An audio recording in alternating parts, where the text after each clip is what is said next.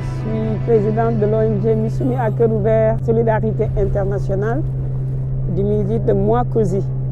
Voilà, nous sommes aujourd'hui sur la pirogue, sur les îles du Saloum, avec l'engagement d'éviter et de lutter contre le départ des jeunes, contre l'immigration clandestine.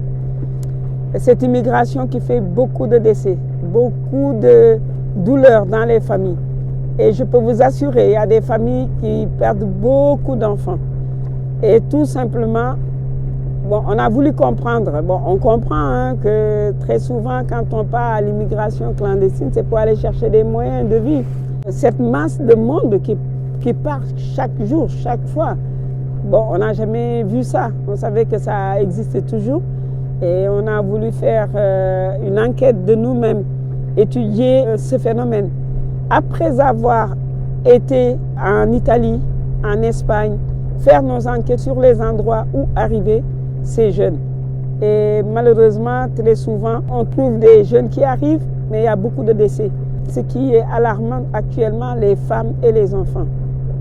Et lorsqu'on a vu 137 cercueils étendus tout le long et il n'y a eu que des jeunes qui sont décédés, on a dit qu'il y a quelque chose à faire.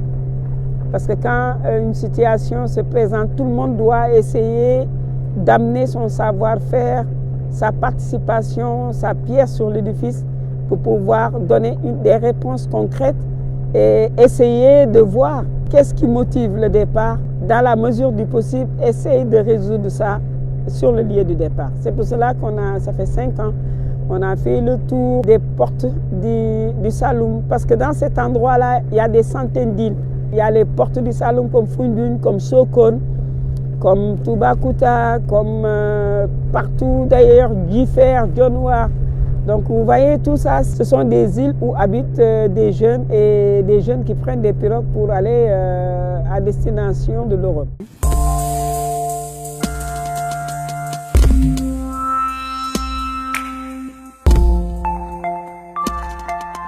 C'est vous qui faites tout ici. Vous enterrez les corps, vous entretenez le cimetière. C'est moi que je fais tout. Avec le garde maritime, on récupère sur la plage les corps. Et après, on va essayer avoir l'autorisation du procureur, l'autorisation d'enterrement. Qui sont les gens qui sont enterrés ici dans ce cimetière? Ce sont tous des subsahariens, non identifiés. Parfois, tu trouves un demi-femme, un demi-homme, sans tête, sans doigts, sans bras, décomposés. Ces gens-là, ce sont tous qui sont passés par la Libye. Et qui ont pris un bateau pour essayer de rejoindre l'Europe. Ce sont les bateaux de mort. Est-ce que vous avez déjà enterré plusieurs personnes en une seule journée? En 2017, au mois de Ramadan, chaque journée, on a arrivé dans une journée 5 cadavres. Tous les jours? Tous les jours, chaque jour de Ramadan, on enterre.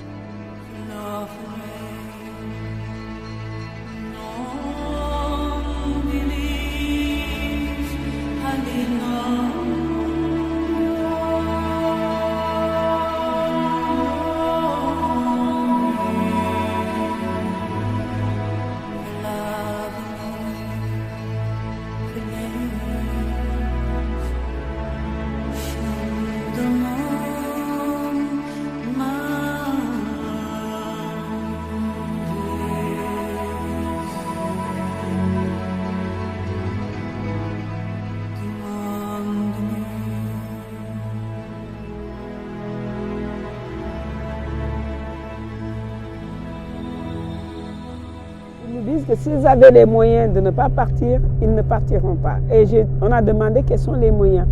Et effectivement, de nous-mêmes, on a constaté que dans des îles, il n'y a rien.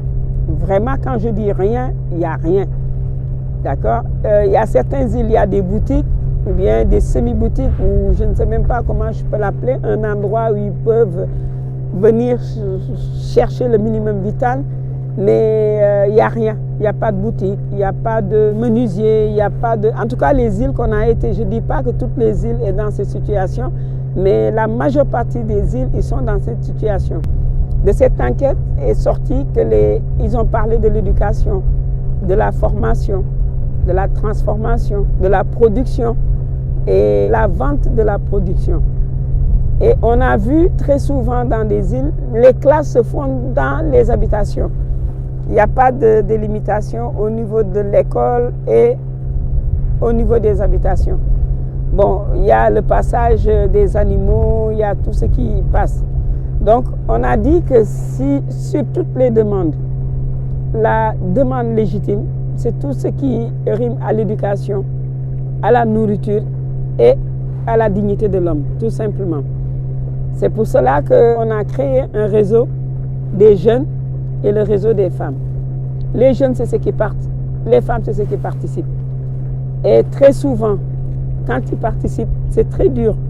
En participant, ils ne cherchent pas la mort, ils cherchent l'espoir.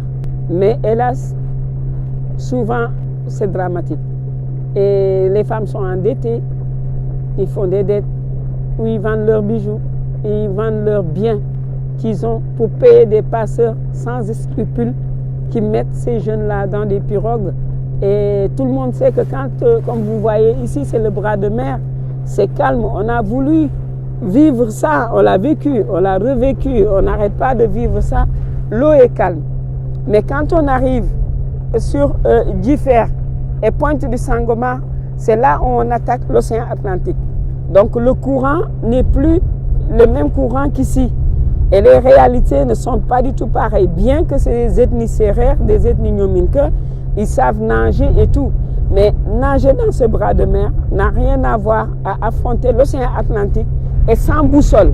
Sans boussole. Parce que lorsqu'on a demandé des questions, ils utilisent l'étoile polaire pour se diriger vers l'Europe ou autre. Souvent ils arrivent, souvent ils se perdent dans les pirogues. Et on a eu des témoignages catastrophiques qui sont dramatiques. Parce que dans ces pirogues que vous voyez, l'alimentation, bon, là on est là, mais il y a des centaines de personnes qui sont dans des pirogues.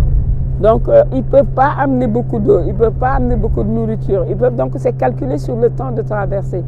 Et quand la pirogue se perd ou quand ils sont en tempête ou quand il y a les situations font qu'ils se retrouvent sur une autre direction, eh bien, ils arrivent à ne plus avoir de l'eau, à ne plus manger. Et je vous épargne vraiment les conditions catastrophiques, inhumaines, les conditions dramatiques qu'ils m'ont données. Je vous épargne ça. Mais c'est impensable tout simplement. Et là, c'est la réalité. Ça se passe pour survivre. Donc quand il n'y a plus de moyens pour survivre, c'est très dur. Et donc ces témoignages qu'on a entendus au niveau des familles qui pleurent, au niveau des jeunes qui étaient partis, qui sont revenus auprès des situations, on ne peut pas entendre ça et dire on ne fait plus rien, c'est pas possible. Donc c'est de là où on est engagé. On est engagé, on est rentré dans une course contre la montre, on est rentré pour certains dans une folie. On est rentré sur certains l'impossible, mais rien n'est impossible. Il faut juste vouloir. Parce que le fait de sauver une vie, c'est la réussite, c'est quelque chose. Donc, ce n'est pas du tout le fait de dire on va changer le monde, on va faire ça, il ne faut pas rêver. Mais je pense qu'une petite graine de solution, tout le monde peut la porter. Et nous, on a porté, nous, l'ONG Mwakosi, Misumi Acteur Ouvert Solidarité Internationale, on a pris une graine et c'est cette graine qu'on est en train de faire le tour des îles, de répondre une fois les écouter et qu'on a cerné leurs problèmes. On n'est pas venu avec un projet, on n'est pas venu pour dire voilà on fait ça, on rentre ça. Non, non, non, non. On a écouté leurs demandes et on est en train de répondre à leurs demandes.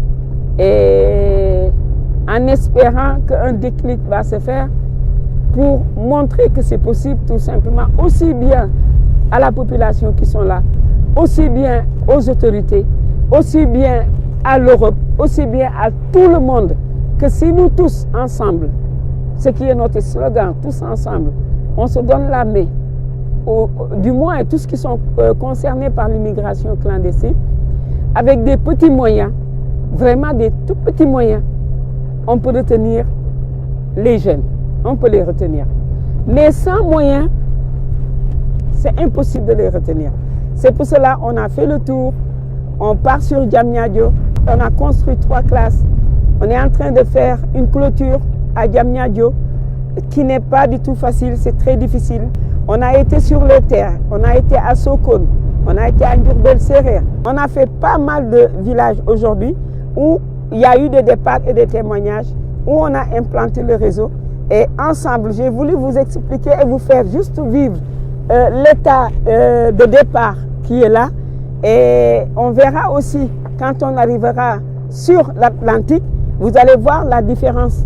Et on veut mobiliser, on veut sensibiliser, on veut alerter à la population des îles, mais aussi on veut sensibiliser aux autorités, aux gens qui veulent faire quelque chose, à des projets, à l'État, à l'Europe et tout, qu'avec un tout petit peu de moins, on peut créer des micro-emplois, des menuisiers, des cordonniers, des tailleurs, ainsi de suite. C'est à notre portée, c'est possible, on peut le faire et on est en train de donner juste l'exemple et j'espère que ça sera la pierre sur l'édifice que l'ONG Mwakozi, Misumi à cœur ouvert Solidarité Internationale peut apporter pour vous dire que c'est possible.